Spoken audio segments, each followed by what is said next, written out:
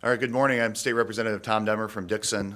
We came down here today because we think it's important to call attention to some seemingly heavy-handed tactics that the Pritzker administration has taken recently regarding some dissent. Just last week, after a very close vote to close Westlake Hospital, the governor was criticized for. He removed two board members from that board that he had just recently appointed. Both Julie Hamos and Michael Gelder they had their nominations rescinded from their positions to the Illinois Health Facilities and Services Review Board. The governor said that it was, quote, in order to appoint members who more closely share the governor's vision for hospitals around the state. I think it's important to note here that this is the Health Facilities and Services Review Board. The two appointees were Pritzker appointees from only days before the vote happened.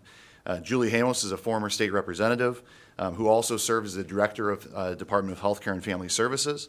Michael Gelder served on Governor Pritzker's transition team and has a long career as a senior advisor to Governor Quinn, and then in working for decades in the healthcare space around the state of Illinois.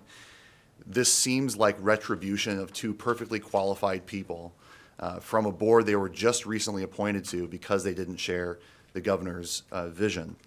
Additionally, in the Teachers Retirement System Board, on March 21st, the TRS board unanimously voiced their opposition to Governor Pritzker's misguided pension plan, which he has now retreated from. A month after that opposition was issued by the board, the governor pulled two board members from their TRS nominations after they had voiced opposition to his plan to shortchange pensions.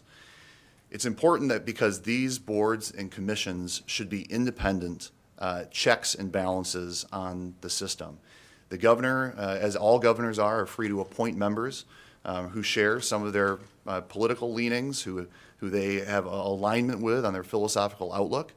But it's also very important that we have independent, qualified professionals who can exercise judgment outside of simply being a rubber stamp for the governor. We should not have pending applicants to these boards, pending nominations to these boards, who feel that they will be on the receiving end of retribution if they vote against the governor, against the governor's wishes. Here to add to this is Representative Hammond. Good morning. Thank you, Leader Demmer. Representative Noreen Hammond from the 93rd District, Macomb, Illinois, home to Western Illinois universities. As Tom mentioned, these board members need to know that they have the ability to do their job, to make the tough decisions that they have to make without fear of reprisal from the governor's office.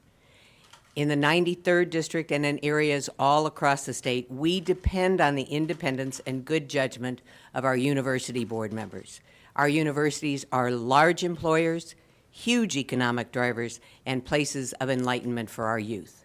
We can't have these boards fearing that their decisions need to first be vetted by the governor. The entire board for Western Illinois University is currently unconfirmed in the Senate. This means that the governor can pull their appointments at any time, and these individuals are all highly qualified to serve in their positions.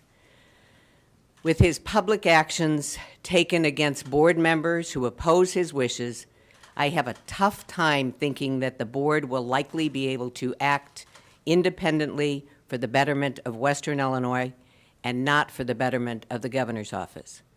There are 14 days left in the Senate calendar. There are 150 plus appointments that are still pending.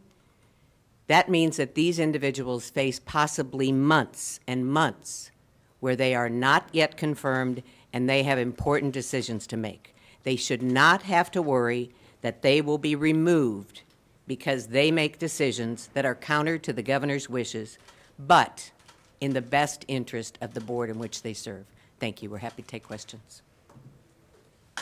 Isn't part of your beef with the Senate, though? Because I think the TRS appointments have been pending for a year or more in one of those cases. Yeah, I think it's important that the Senate act expeditiously, but I think at the same time, the issue is not just the pending status. It's the fact that the governor has used his ability to withdraw nominations as retribution for certain votes.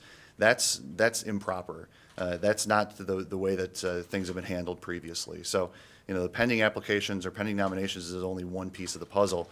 It wouldn't be an issue at all if there weren't this, direct action taken to withdraw nominations that he himself just offered a few days before because there was disagreement over a single vote. Of course, he won't say that it was because of this one vote, right? I mean, I think we should ask him that. Do you have any thing to say about Representative Costello getting an appointment as a person who probably wouldn't have voted for much of the governor's agenda? I think, again, we've acknowledged that the governors are free to appoint people to positions as they see fit. The important thing here is we're talking about a board, an independent board. Members who are supposed to be appointed because they are qualified, because they're professional, because they can exercise trusted judgment in those roles. We jeopardize that judgment if the governor is able to withdraw nominations because of disagreement over a vote. So it's really not about, the governor's free to appoint people within his administration to serve in roles as he sees fit.